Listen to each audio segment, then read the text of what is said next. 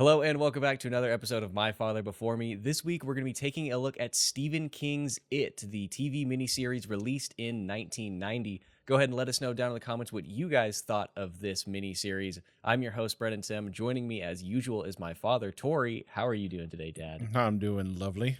That's great to hear. I'm excited to talk about it.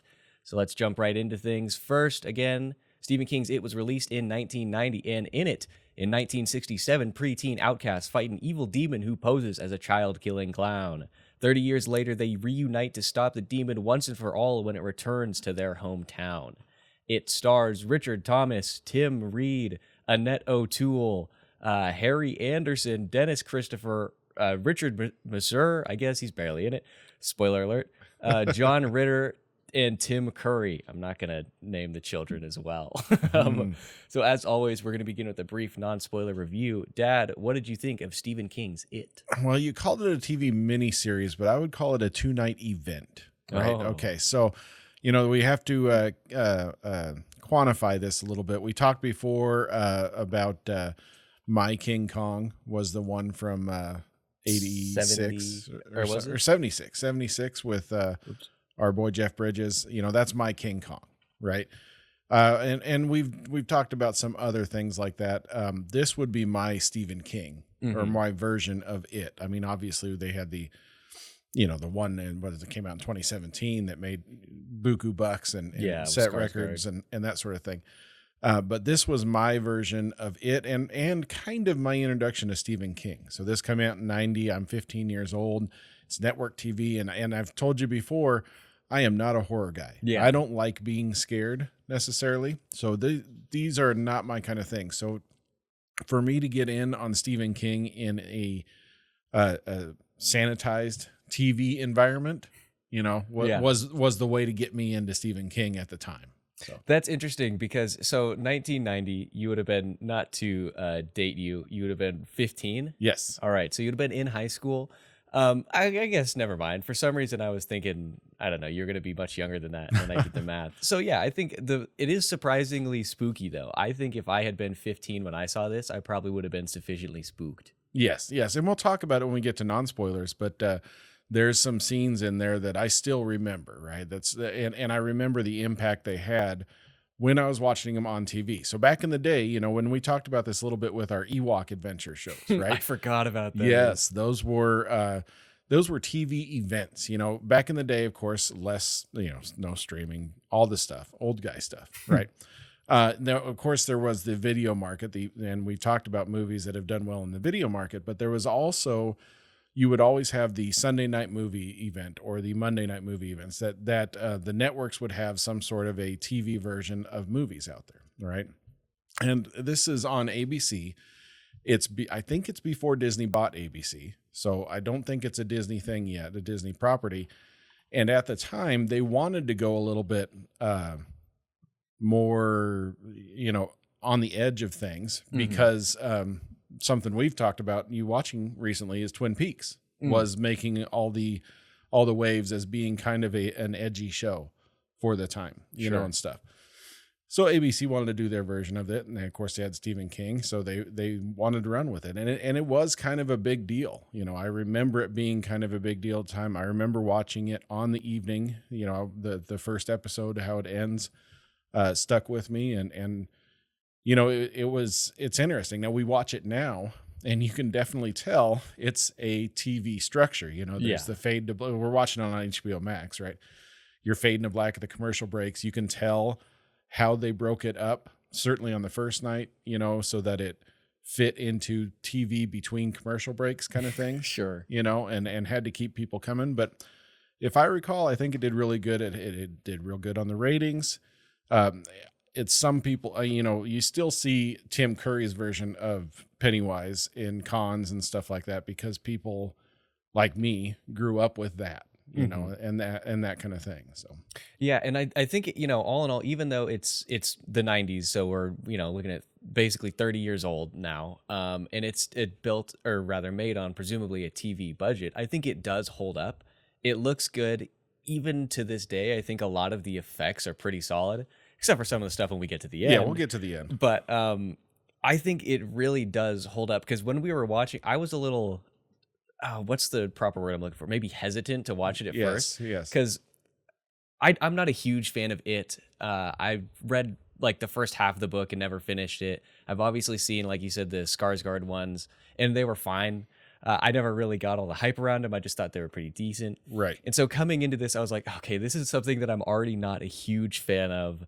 Made in the 1990s. This is going to be tough to watch. Yes, it is. But as soon as we get to like the first flashback sequence, not the opening sequence with little Georgie, but the first major flashback, I'm hooked. I'm like, okay, I'm buckled in. This is actually going to be surprisingly interesting. Right. And I do think it's a casting thing. I mean, we'll talk when we talk about Pennywise, and this isn't a spoiler thing, it's Tim Curry being a clown, right? Mm-hmm. And of course, he's coming off a Rocky Horror Picture and that sort of thing. He did a movie, and this is leading into something, but he did a movie with Tom Cruise that I've never watched, and it's one that we're going to talk about someday, probably when we roll into these are movies that I didn't watch, but we'll probably cover them. And it was called Legend, where he was in full body makeup. I mean, Okay. he was the evil or something like that. It's kind of a fantasy movie, which is, I'm kind of curious. I've never seen Tom Cruise in a fantasy movie, but you do some digging around for it, and you can see the darkness or whatever. You find an image of him, and you don't know it's Tim Curry because he's in full makeup. He's in full head to toe. He said in that movie they had to, in order to get him out of that. Oh, outfit, wow. Sorry, I just saw a picture of him. Yes. In order to get him out of that outfit, what they had to do was cut a hole in the top, pour solvent into it so that it would get the glue or whatever they used to apply all that stuff off. And he would sit there in a tub of solvent, and they just pull it off. That sounds really fun. So when he was approached for it, he didn't want to do that. And of course, he specifically told him, he says, I just cannot do full makeup. If you want somebody in full makeup, I'm not the actor for you.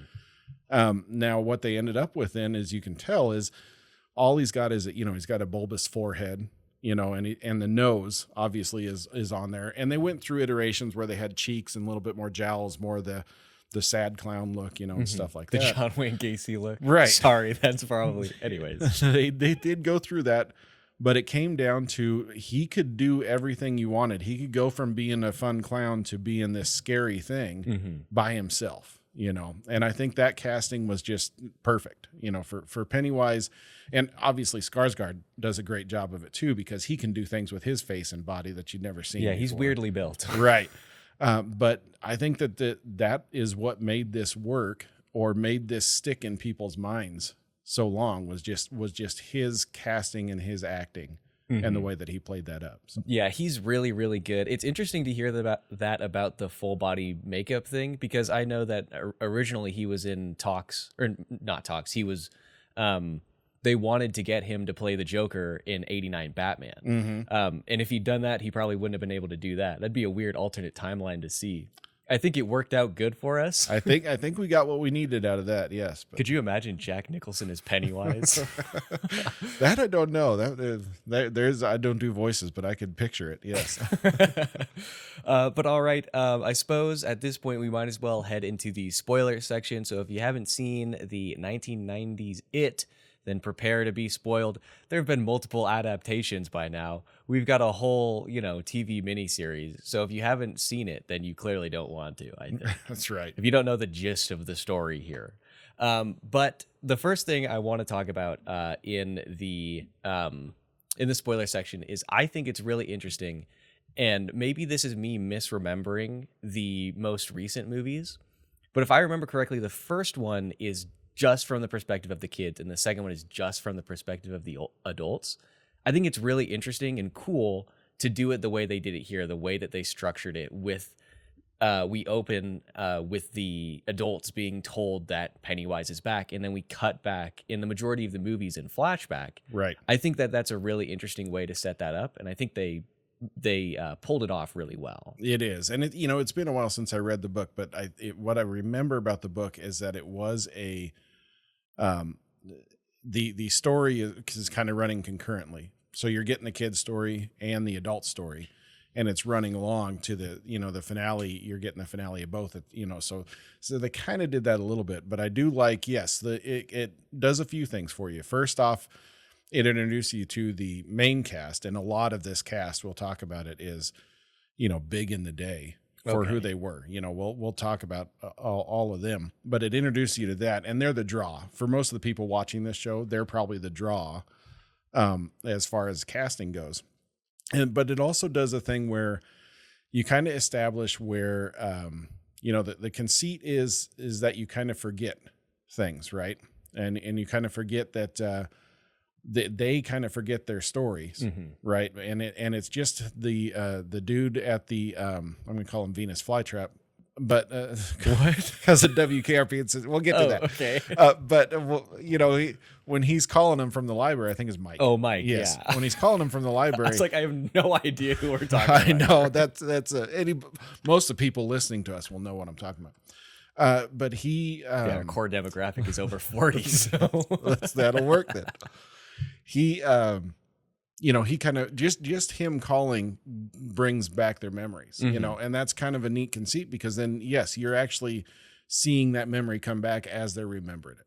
Right. It's a good way to tell the story. I agree. Yeah, it's really interesting, especially like you said, seeing it come back in the way that most people, it comes back in not just the memories, but in like a physical way. Like with Bill, as soon as he hears Pennywise is back, he immediately starts to stutter because he's thinking back to his childhood. And this is obviously not a function of the show, but of the original Stephen King work. But the fact that they are forgetting, to me, is so interesting, and it leads to such a good scene when Bill finally gets back to Derry, and he goes and visits his brother's gravestone, and he's like, "I'm sorry that I forgot." Right. Like that, one would imagine. Thankfully, I've never had a younger brother die. One would imagine that's the type of thing that would sort of screw you up for quite a while. And so Right. to have that moment of realization where he's like, "I forgot Georgie," it's so good. Right. It is interesting. And it's I was thinking about that too, a little bit more than in previous times when I've watched it, I can't imagine what it must feel like for them to not have memories, whether maybe it's just not something you think about. Oh yeah, I was a child in this town, and that was, I just don't remember much because I didn't do much. Maybe that's the thought process there or something. I just can't imagine that you are ignorant of that time of your life that much, and then it starts flashing back. I just don't know. Right. And of course we're talking about, magical memory wiping and stuff. But Sure. I think it's also, and maybe we'll get this in the Welcome to Derry show that's coming out pretty soon. But there's indications in Derry where, kids are doing things and the adults just kind of ignore it. Right. And so there's always that little bit about how, Pennywise has been here for years and, hundreds of years or whatever it is, and just kind of corrupting the place, and that sort of thing. So I think it's that it kind of plays off that, as soon as you're an adult and you don't have that imagination and that kind of thing, then it kind of, you turn a little off, I guess. And I think that's what that's saying. So. Yeah, that makes sense. And also, I think to me, it seems, relatively clear that, especially when they leave and come back, or when they leave and they forget anything, it's sort of like an allegory for, children literally going through a traumatic event and repressing that memory, which is something that you always hear, happening to people when you experience something really, really bad. I think it's really interesting. And like I said, especially with Bill.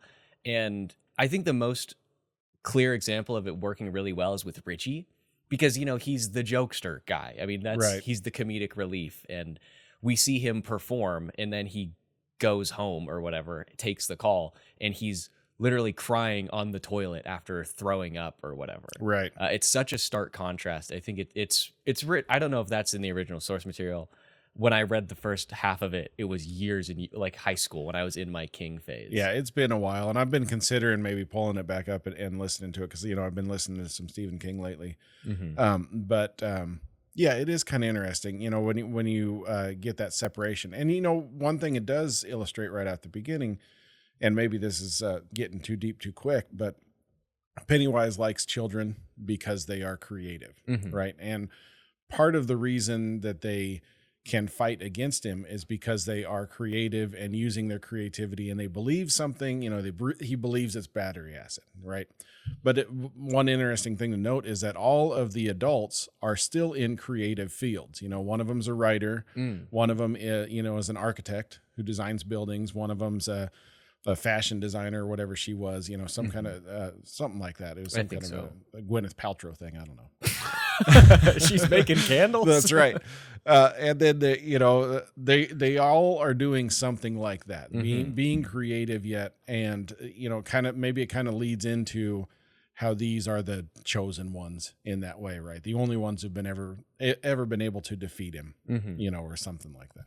Yeah, that's interesting. Actually, I hadn't even noticed that, but that's actually a really cool idea. I like, when you mentioned, I didn't make the connection, but when you mentioned the fact that he believes the battery acid, obviously, again, maybe we're getting a little too deep here. When he goes to the, or rather, when they go into the sewer, they quote unquote defeat him just by using some random silver earrings. Right. That's not anything that any adult would ever imagine. An adult would be like Richie Tozier saying, "Can we get machine guns?" Right. But the kids are like, "Nope, silver works on evil guys. We'll get them." Yeah. Yeah. And that's the, they do in the book. I do remember that they play up a lot more of the universal monsters. In here they have the Wolfman. I was a teenage werewolf. I was a teenage werewolf.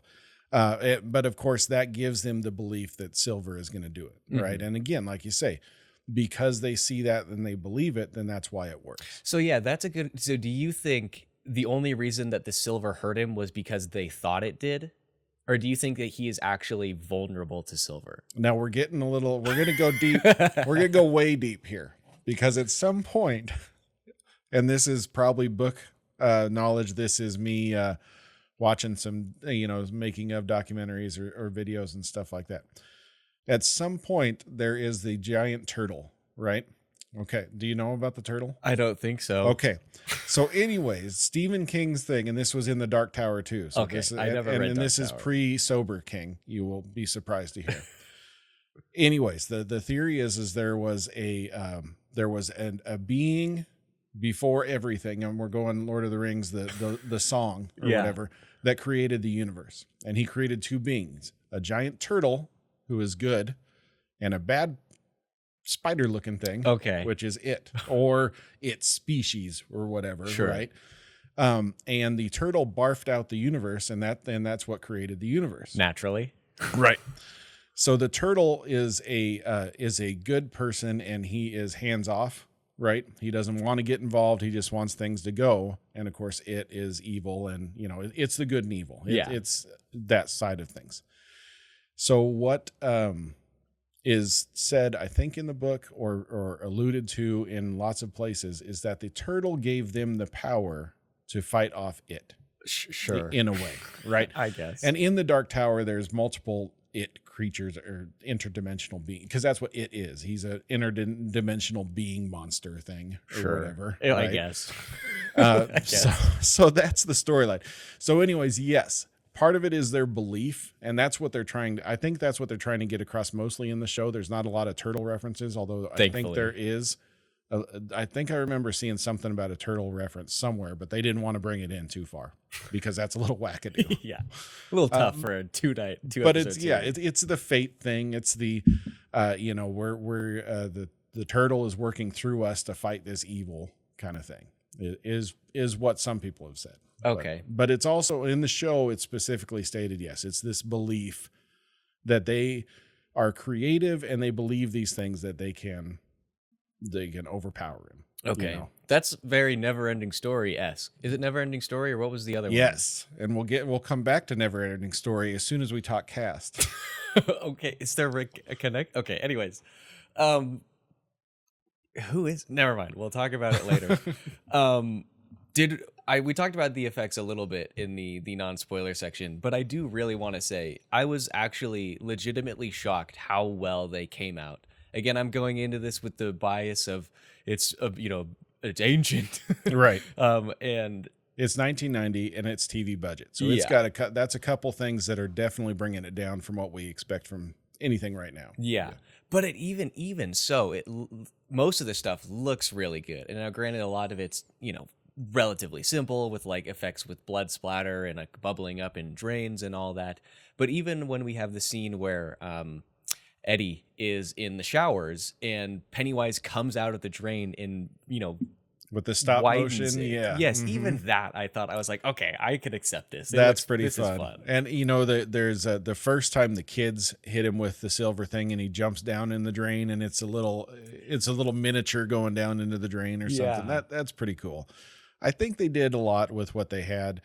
You know, people are going to bag on the spider, Sure. right? Well, that's because it looks dumb. So according to what I've seen, the first off, night one was completely written by a writer who had some renown. It wasn't the director. It's a different guy. So when you look at the writing on there, there's the Lawrence D. Cohen, and he maybe was a little bit more well known in the horror writing world. He did the adaptation of Carrie I just saw on there. Oh yeah, you know, and that sort of thing. So he did night one, and then when it came around to writing night two, he had to leave and go write a different story or some other show. So the director just kind of took over and finished it, right? And of course, there are, you know, fingers pointed as to who did what and that sort of thing. And they're working off the source material. He is a giant spider in the book, in a way. Yeah, Stephen King can't write endings. That's right. We get it. But, you know, that's the thing. I'm not enjoying Stephen King for endings. I'm enjoying Stephen King for the feelings, you know, the way the book. Yeah, the other 90%. Right. So the spider, anyways, the director had worked out with the special effects team. They had a model built of the spider, and it was big and burly and stocky, you know, and that sort of thing.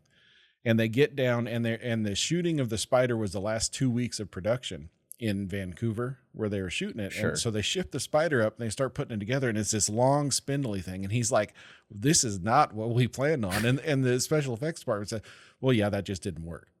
And it's like, okay, but because of they're on TV budget, they're in the last 2 weeks, they just got to run with it. He said, so we just did what we could with it, you know? Okay. And it is kind of interesting. There's on the Roku channel, I was watching a Pennywise, the history of it or something. And it was mostly about this show. And they showed there's a guy inside this suit moving things. And of course there's other animatronic things. And they showed a lot. And I don't feel like they captured what they built very well. It's kind of interesting. So, but they said with TV budget, we just had to do it. And we just said, okay, we got the shot and we got to go, you know, and that sort of thing. So that, yes, is a thing. But for the time it worked. Yeah. I mean, I think, you know, all things considered, again, once you accept the fact that that's just the way that the story ends, unless you completely change the ending, you're not getting around it. Once you accept that, I think it comes out more or less okay. Well, and one thing, even the director said, the director and the other writer said is, you know, a different ending would have been, yes, they fight this giant spider that we built. But, you know, Tim Curry was such a thing. And when they were writing the scripts and everything, they didn't know Tim Curry was going to be that great. But maybe there's some way that after the spider slinks off in the hole, when they go chase after him, they find Tim Curry again, you know, or something like that. I mean, I know at that point he's no longer being a clown because they've seen his true form or whatever. Yeah, what's you know. the point? But, you know, bringing that back in maybe as closure might have been a good way of ending it. Yeah. Okay. So here's the thing that I understand. I think I agree. It would be cool to go back and see Tim Curry again. But I think on the other side of that, it would feel weird if you changed it. Because even though the ending of any of it, the book, show, movie, it's not that great, it's also an iconic Stephen King ending. You know, well, I do have to say, not to interrupt, which I just did.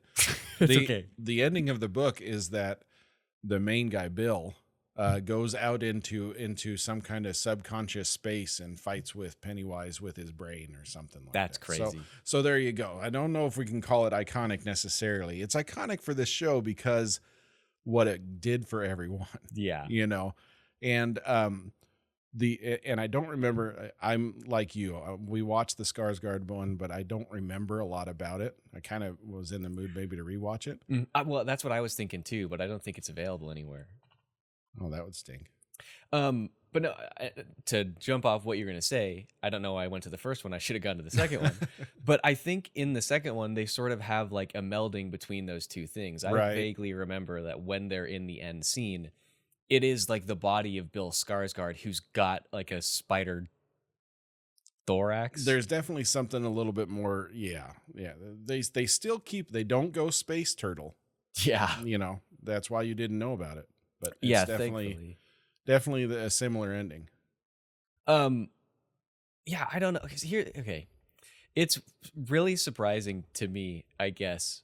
And this is just my own bias. Like I said, I'm not a huge fan of just it in general. I've never really enjoyed it all that much. It's surprising to me that we have had 2 adaptations, essentially, which are basically come out to 4 movies, but we've had 2 adaptations, and they all have their massive core fan base. Like, they are both cult classics. That's kind of crazy to me. Right. And I think that, and again, needing to say it again, we haven't watched the recent ones recently. Yeah. But I think that definitely, I feel like they have more of a modern, kind of like The Conjuring, and stuff where they have a lot of jump scares and that sort of thing in them. And I think that they just were kind of an extension of that. And I'm wondering if there is a little bit to, we've got this property that my dad loves, and I'm seeing a new, cooler version of it. So I love it, or something like that. Right. And maybe there's that kind of attitude with it as well, but it is definitely a different, a more of a horror movie. And part of that is probably because they can do more. Yeah. Obviously we can Bill Skarsgård. Yes, he can do a lot of things, but we can also make his face open up 8 feet, yeah, pretty easily. So, whereas with, our man here, Tim Curry, we had to shove fake teeth in his mouth. Yeah. But they worked. So. Yeah, it definitely did. And yeah, I get, the modern movie, as one would imagine, definitely has more modern horror sensibilities in some ways. And granted, I'm, an adult, so maybe it would have been different if I had been younger and seen this when I was younger. And I've seen a lot of horror movies. I enjoy horror movies. This one definitely feels almost more like suspense than it does horror per se. Because there's not, I feel like until you get to the end, it feels like the heroes are never really in any imminent danger. Right. Whereas in the newer one, it's like, okay, these are kids. They're trapped in a house. It looks like they might die here. Right. But in this, it's just, okay, he's standing there. He's like, please come here. You'll float too, or whatever. It is interesting. And, part of that is because, and I think he even says it, when you're scared, you taste better. Right. Or something like that. So he really likes to get them kids seasoned up, I guess.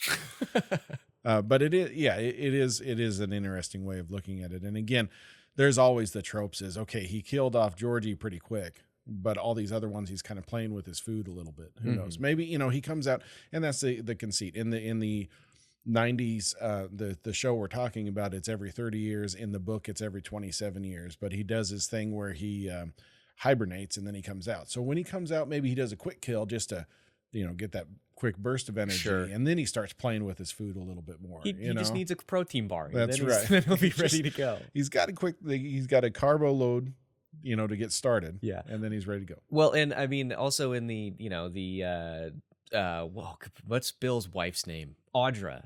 She, she's whoever gets taken and who the main focus on saving is after that.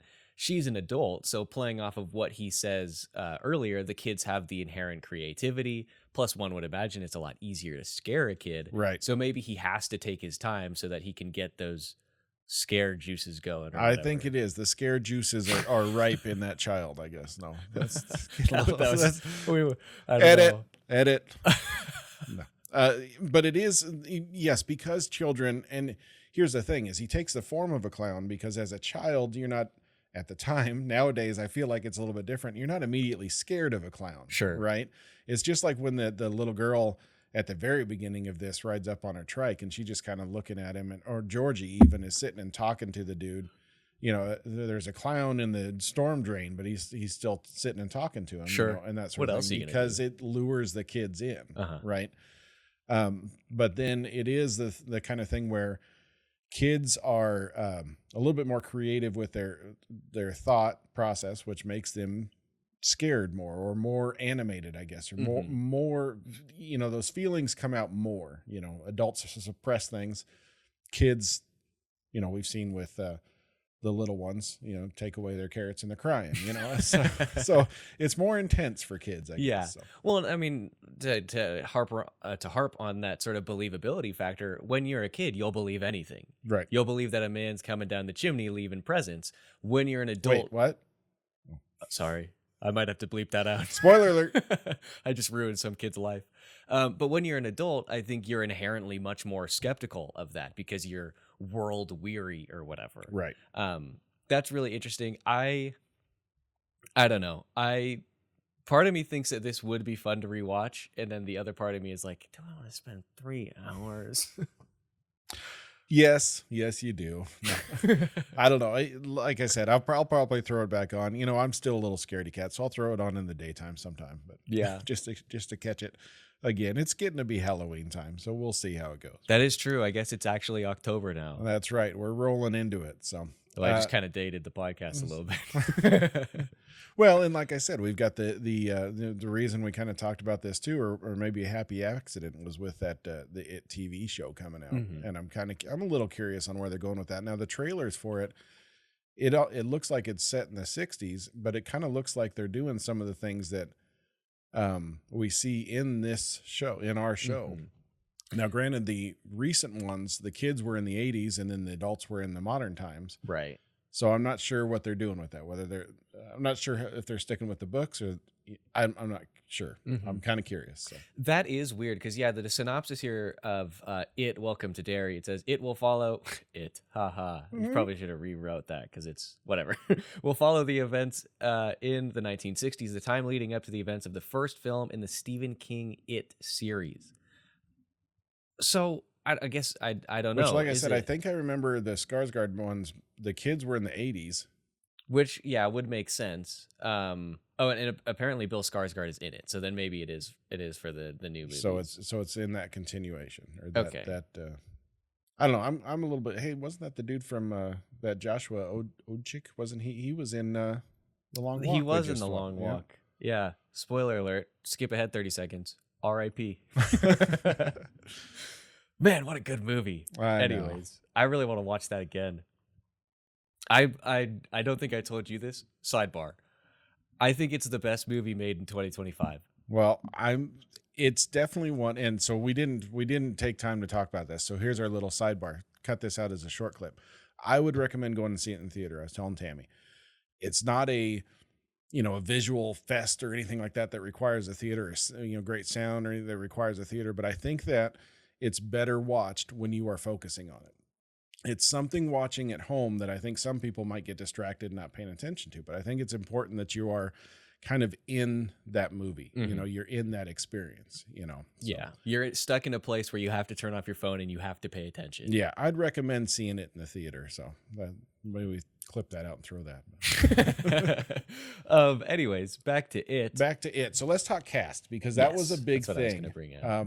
Let's first off, the old people. We've got Richard Thomas, who was John Boy on the Waltons. And so, I don't know if you've ever heard Grandma Linda. Good night, John Boy. Oh, that's from the Waltons. So that was his big thing. Okay. So he was on that show forever. I know that he came back and did some other things.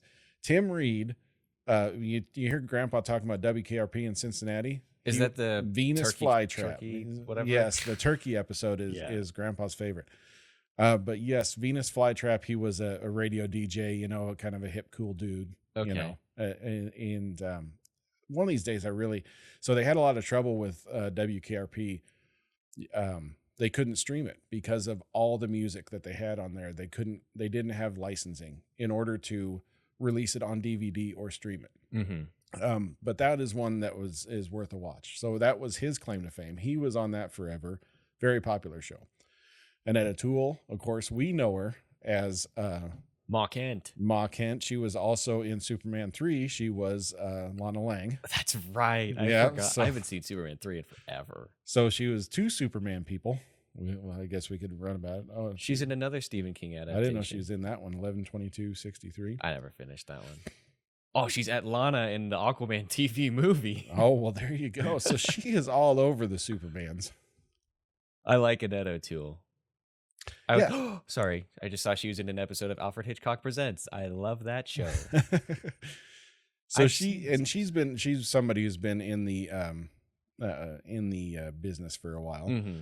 Harry Anderson. Now, Harry Anderson was probably my biggest reference, my favorite, because we were watching a show called Night Court at the time. Okay. And that was it's just recently they brought it back with the blonde girl from Big Bang is his Kaylee Cuoco. No, the other one. What's her? I don't know. Melissa. Miss Roush, right? Yeah, sure. I'll Something look it like up. that. You keep talking. Anyways, they brought it back for of course he passed in 2018, I think it said. Harry Anderson is one of those guys. Grandpa used to have he was one of those comedians that he liked, and he had a VHS where he was kind of a magic show kind of guy. He was a comedy magic show kind of thing. It was great. I remember that. I tried to pull it up on YouTube and watched it. It was pretty good. Kind of a con man. He played a con man on Cheers, another great show. Oh, Harry something on Cheers. Harry the Hat. Yes, Harry the Hat. It was on Cheers. Giddis, do you think he knows Jake? Sorry, it's another Jack Nicholson movie. Don't be throwing this up. So he was the big one that I knew at the time because we were watching that show too. Okay. So, and then one of the guys, let's go back. Sorry, I just want to say he's in a single episode of Lois and Clark: The New Adventures of Superman. Well, of course he is. Now Dennis Christopher. Now he's probably I didn't know him, but I guess he won some. He was in an Oscar-nominated film shortly before this, so he's probably the one with the most accolades that was in this. They have some awards. He's the older battery acid kid. So he's also in Django Unchained. I don't remember who he is in that. I just saw it there. But he was probably one of the guys who was most decorated. So maybe the adults knew him a little bit more. Okay. I think Breaking Away is that was, I think that was some kind of Oscar nominated thing. It won an Oscar. Well, it wasn't even a nominee. It was a winner. Best writing. So it was nominated for Best Picture, Best Actress in a Supporting Role for Barbara Barry, who I've never heard of, Best Director, Best Writing, and Best Music. And then that Richard Masur Richard Masur, he was in a show. Well, he was in the thing. He was in Risky Business, which was a Tom Cruise show. Okay. He was in that show. The other movie they've got up there is License to Drive. That's one that you're going to watch eventually with the Coreys. But he was he was always this overbearing dude. You know, he's always the overbearing dad or something like that in all these shows. In fact, I think his main thing was that he was a dad on a TV series at the time, that it ccame out. But he was one that I recognized. And then, okay, he's, spoiler, he's gone after the first night. Rip. You're going to make me pull it up there. I don't know. I can't remember now. Around the Which time one was that? No, it was something. I don't know. Go back. Never mind. All right. I lost interest in the backswing. One Day at a Time? One Day at a Time. Yes, that was a show that was very popular with us people back in the day as well. With us people. With us people. Okay. So, and then of course we got John Ritter. John Ritter was, I knew him a ton because he was on Three's Company, and then Three's a Crowd, which was a spinoff of Three's Company. Interestingly, he was in a show, 10 Things About Dating My Daughter or something like that. And his daughter was the aforementioned Kaylee Cuoco.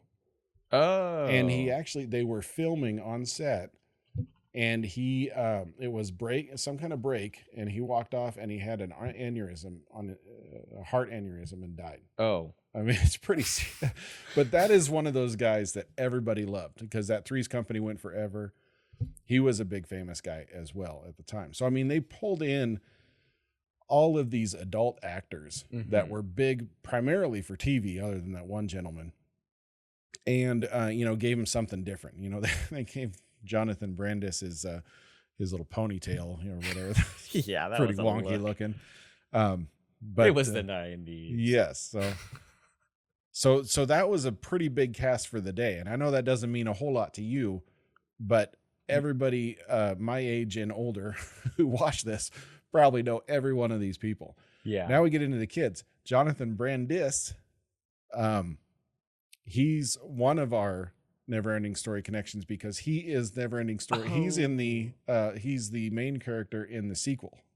Oh, that's right. Yes. I forgot we had that whole conversation. Yes, he was in Sequest, which was another show that was out for a long time. He was kind of, I think it's kind of the he would have been the Will Wheaton, the Wesley of Sequest. You know, shut up, Wesley. Everybody needed a young kid, right? Being in the show. Yeah, that's crazy. He's the highest cast member on this. Yes, and he actually it. passed. He committed suicide. He was a pretty troubled young man. I think we brought that up in.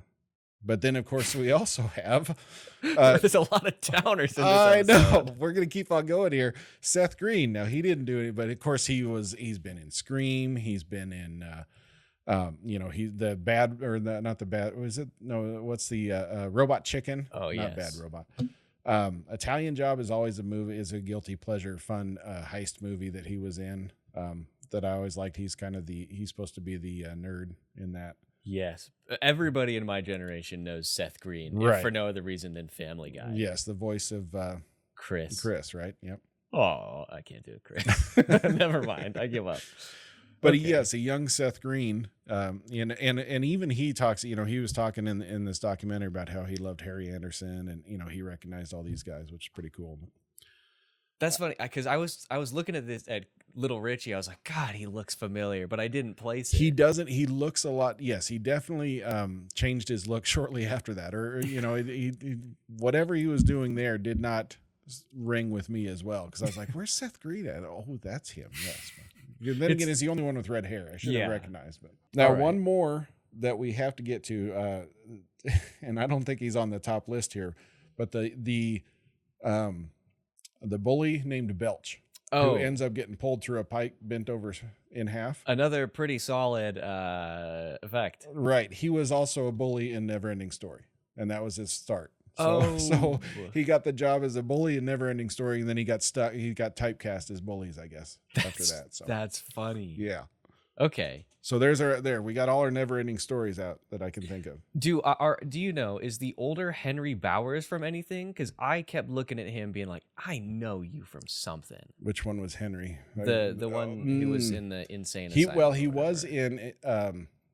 He was known for being in the show The Mod Squad. Okay, I don't know what that is. Yeah, and that wasn't one that I watched necessarily either, but it was kind of a big thing at the time. I think at the time it was like a hip young group of young cops or something like that. Okay, I don't remember. I think they tried to do a reboot at one point and it didn't quite take off. So. Okay, he's in an episode of the Wonder Woman series. Well, good for him. Whose name I can't. Linda Carter. Linda Carter, yes. I kept wanting to say Willa Cather. I was like, that's somebody else entirely. Okay. Yeah, so we've got quite a cast here. So it is a stacked cast, which, and I don't know how much of the budget went to that, but, they're all talking and, like in that documentary, there was an interview with John Ritter, and he's like, yeah, as soon as I knew we were going to do this, I went and read the book, and it's like, a turtle? So it's kind of fun. But I think they did the best with what they could when it came to Stephen King. Now, I don't think he's known for cameos, but I don't think he cameoed anywhere. Stephen King? Yeah, I don't think he pops into this one at all. So I'll do a quick find of the thing here. Let me ask you this. I spelled his name wrong. This is no, he's not. At least not according to the IMDb cast list. What do you think is the most famous Stephen King adaptation? Or conversely, what do you think is his most popular book? To me, it's always The Shining.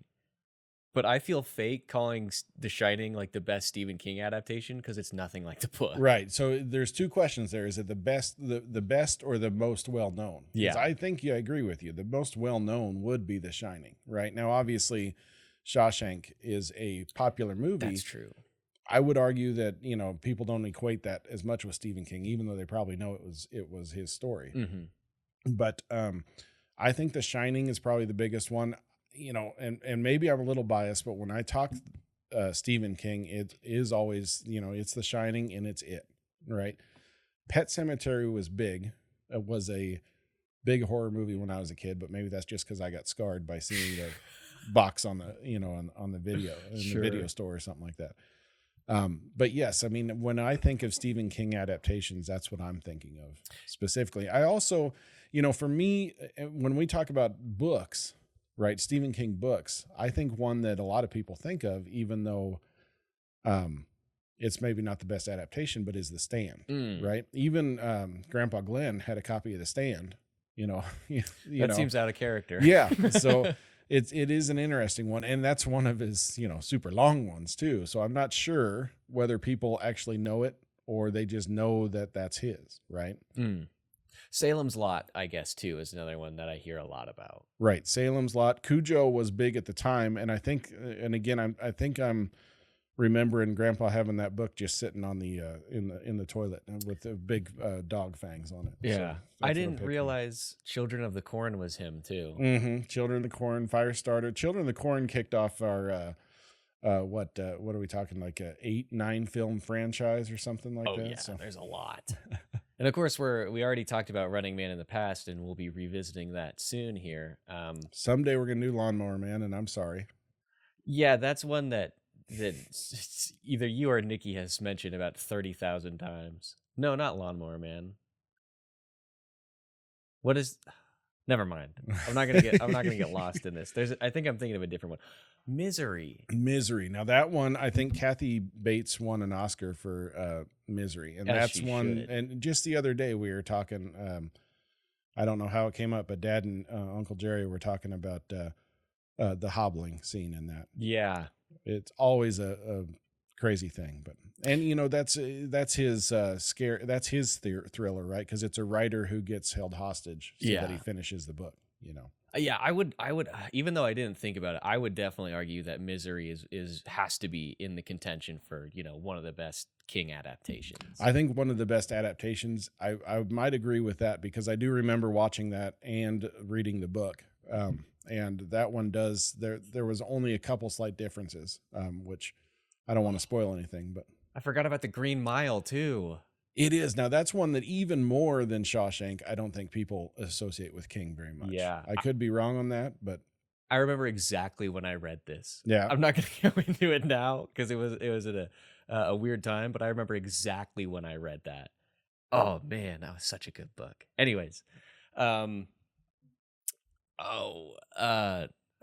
is this? Who is that? Michael Clark Duncan. Yes. He's dead too, right? Yeah, I think he passed, which is too bad. That's an RIP. He was fun. Yes, watching this movie definitely it got me back in a Stephen King mood, which I haven't been in one of those for literal years. But I downloaded It, The Stand, and a third one. Oh, it was The Shining. The Shining. I downloaded all three of those again. I haven't started listening to a single one, but I do plan on it. I do think that, and I don't know if we've ever done it, but there was a mini series of The Stand. Mm-hmm. That was it was a decent. I mean, it has a Stephen King ending, but it was decent. Now that there's 2 mini series now. There's The Stand that was back in the day, which was a 4-episode mini series, and then there's a short series. I think it was on Hulu or Paramount. I can't remember. Paramount, which was actually pretty good. That's the recent one. Mm-hmm. And I enjoyed that one. Whoopi's in it. There's even there's an extra episode at the end that Stephen King wrote the episode. So it's an extra ending that he wrote that, I think it's a good addition to the story. So. Okay. Molly Ringwald. Why do I know Gary Sinise? Lieutenant Dan. Oh, yes. Of course. Yeah. And Apollo 13. That's Apollo 13. Man, there's a good quality show there for you. All right. Of Mice and Men too. Stephen King The Stand, the TV miniseries I'm thinking about has our go down a little bit. Now I'm going to Rob Lowe playing a mentally challenged individual. Oh, it's got the guy who does the voice for Patrick in it. Yes, Tom Cullen. Yes, he's all over it too. He's a big guy. All right. Well, have you ever read The Stand? Nope. Okay. It's one of those ones that I had. I think at the time when I was in the mood, started reading it, and then I was like, I actually want to read 11/22/63 instead. Yeah. Because at the time I was fascinated with like historical fiction and all that jazz. like what's the Philip K. Dick Man in the High Castle, Right. like alternate history type things as well. Well, I do have to say, you know, like you said, I've been getting in the Stephen King mood with this and The Running Man and with The Long Walk. I've been kind of considering, you know, we talked before, I got a work trip coming up and I was going to listen to The Expanse, but I don't know. I may just have to listen to some Stephen King. We'll see. Okay. Nothing about a plane, but. All right. So I suppose we should probably begin to slowly wind things down. They're making a Carrie TV show. Did you see that? Oh, of course they are. Anyways, as always, Dad, I think it's time to ask, who do you think, I think we can both guess the answer to this. Who do you think is the best actor in the movie? Who is young Mike? No, it's definitely Tim Curry.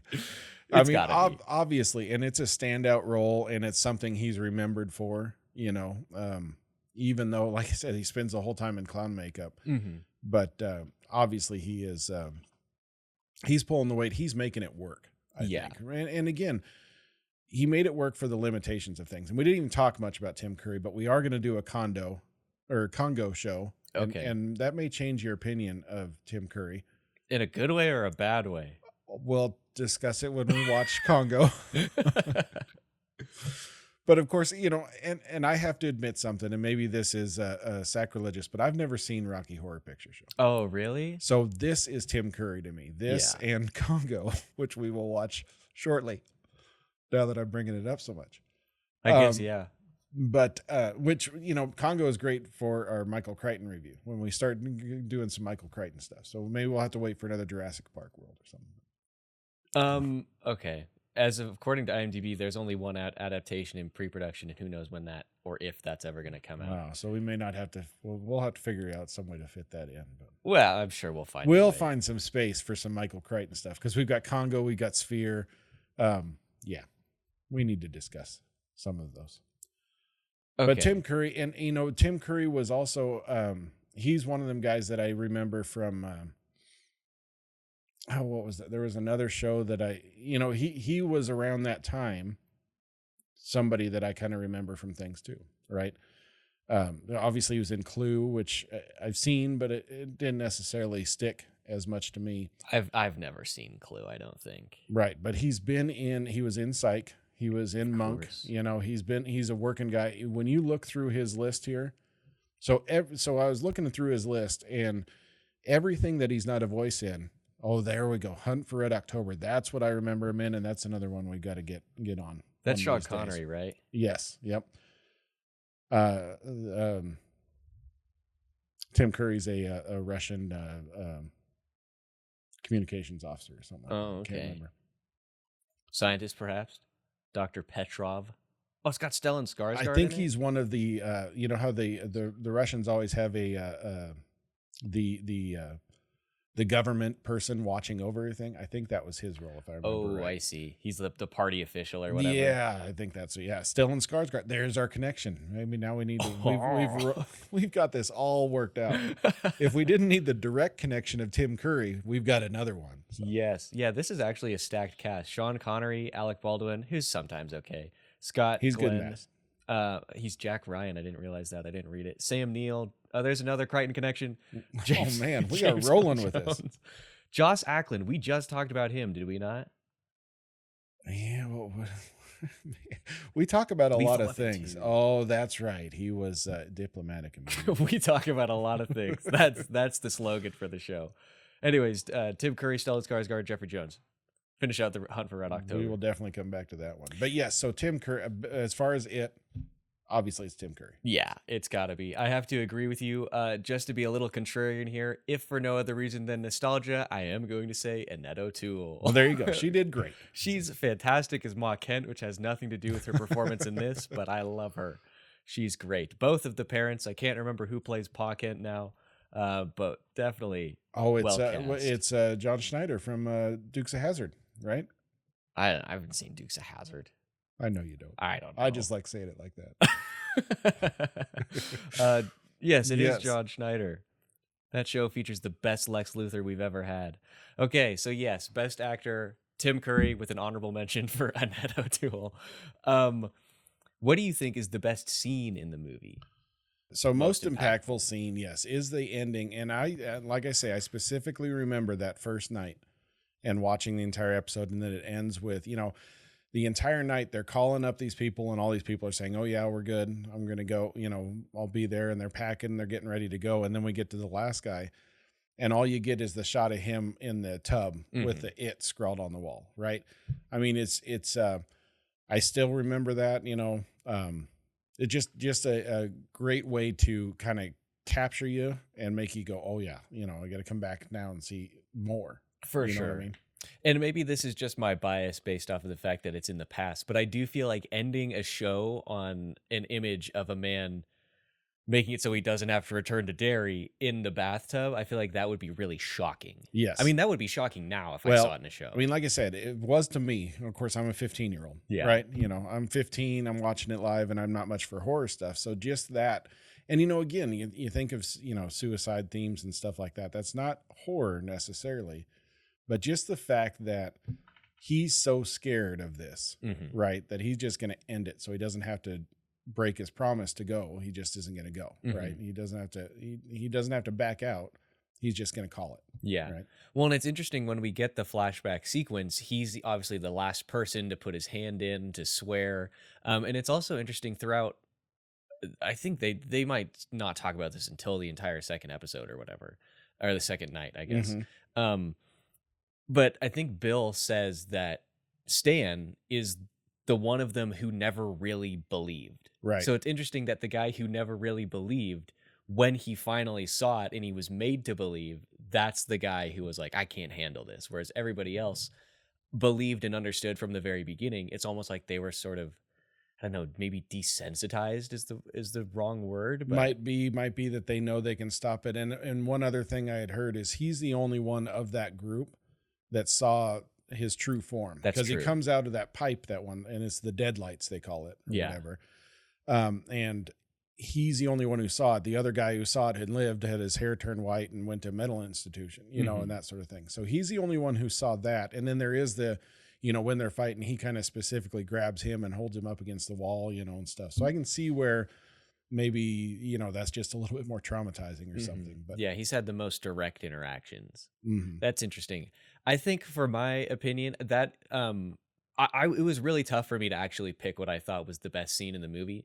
I think arguably it should be the bathroom scene, because like you said, that's the moment, you know, at the midpoint. It's when the stakes literally get raised. You're like, okay, this is crazy. I got to know what's going to happen next. I think, though, I'm going to say the Beverly Marsh, I'm kind of cheating, because it's not really a scene, it's a sequence. But it's Beverly Marsh's flashback sequence. right. Specifically when they're in the bathroom. That scene, it looks so good, of the blood bubbling up from the sink.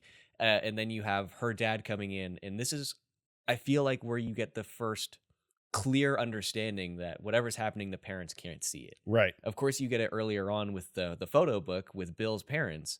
But that's like minimal. Whereas in the bathroom, it's everywhere. Right. And he's staring right at it with his hands on the sink. And then you end the scene with his blood-covered hands, like, holding on to her chin. Right. And it's interesting that to me, that is the only moment in the whole movie where her dad is being kind to her.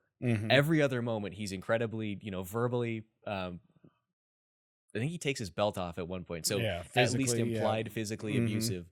But in that moment, when his hand is covered in blood and he doesn't realize it, he's being kind to her. Right. That's and it is fun that she says, I thought I saw a spider. So there's a little bit more foreshadowing there. But, yeah. But I did like, and then it also kind of shows that sequence, like you're talking about, also kind of shows, because then she talks later about how, and maybe this was in the second night, she explains it more, but she cleaned it all up and then turned around and it was all still there. Right. And then the guys had to come and help her, and they all saw it too, you know, and it's kind of a neat way of showing that they're all in this together. But it's only together did they get it all cleaned up, you know? Well, and I like that part too, because in the present, she even acknowledges it by saying, that was the moment that I loved you guys. Right. Because you came here and you helped me through this and all that. My other possibility for best scene, and ultimately it just won out, or the other two options won out because I felt like they were more interesting and more important. The other option, though, was the Mike Hanlon flashback scene. Because that's the first moment where we finally get to see all 7 of them together. Right. It's a moment where they form the Lucky 7. They take the picture. That was going to be my pick up until the end when I realized, 1, obviously Stan's not there because he can't be. But 2, Mike's taken out of the equation anyway. So at the end of the movie, they, of course, they paid a little bit of credence or whatever by being like, Stan and Mike are with us with the little silver earrings. Right. But it's like, there's 5 of you. Well, and those earrings were there before, so that don't count. Yeah. It's not like they're new. Yeah. If they'd all 7 been there, then it probably would have been that moment. Because, again, that's the first time you see them all together. But, right. And that's one of the interesting conceits, too. And you're talking about Mike being taken out of the picture, is that when they start believing, I think Tim Curry, Pennywise starts realizing that he can't touch him necessarily, right? Because there's the scene where they get the head of the dude in the fridge, right? And they just kind of all hold hands and get past it. But and Mike is the one who slams the door. Right. So when it comes down to it, Pennywise realizes he has to bring in the old bully, because he can attack him, whereas Pennywise can't when they believe, and that sort of thing. So yeah definitely a great way to bring that all together. Mm-hmm. But I think that we are going to wind things down. I think this is the longest My Father Before Me we've done in quite a while. Well, it was probably the longest one we've watched in a while. That's 100% true. I don't think anything, most of them are like an hour and a half. That's right. Most of these, I end them by saying, pretty good. It's only an hour and a half. You might as well watch it. But Dad, final thoughts on Stephen King's It before we close it out. Well, again, I know that the recent ones were super popular and that sort of thing, and again, I talk about my Stephen King compared to other ones. And I know Tammy going back and watching it, she fell asleep and she woke up during the spider fight. Right, perfect. So it's a great way to get the full picture of this movie. So I understand what I'm looking at when we're seeing this, and I understand that other people may not enjoy it for the same reasons I do. But it's still worth, going back and seeing this. Certainly, if you're going to, in your case, you're talking about going back and maybe doing a Twin Peaks. This is great to see another series at that time that was trying to do this thing, right? Because Twin Peaks was just out, Oh, yeah, same year. Yeah, it had a few episodes in before this aired. There was quite a bit out there, and stuff. So. But anyways, it's a product of the time, like you said, and if you can get past that and just enjoy it, I think it's worth it. It's definitely worth it if you are somebody who grew up in that time and know some of these adult actors too. Mm-hmm. So. Yeah, I understand that. I would say that it is worth a watch. Of course, originally it was broken up into 2 nights, whereas now wherever it's collected, it's in one big thing. So it is partially a slog to do the 3 hours, but it is definitely fun. Like I said, I think it holds up. A lot of the acting is pretty solid. The effects even look pretty good, like I said. So it's definitely enjoyable. I have to go watch the new ones, but just based off of the way that I felt after finishing this and the way that I remember feeling after the new ones, I think this is actually a much more enjoyable watch. Personally. Good. And I'm a big, I'm obviously a horror fan, like I said. There's just something different about the 90s. Maybe it's just simply the way that Tim Curry looks. Maybe I just like Tim Curry more than Bill. There's a reason he's the best actor. So. Yeah. But yeah, we are going to leave it there. Make sure that you, again, comment down below. Let us know what you thought of Stephen King's It. Like and subscribe for more nerd content and commentary. And we will see you guys next time to talk about another classic.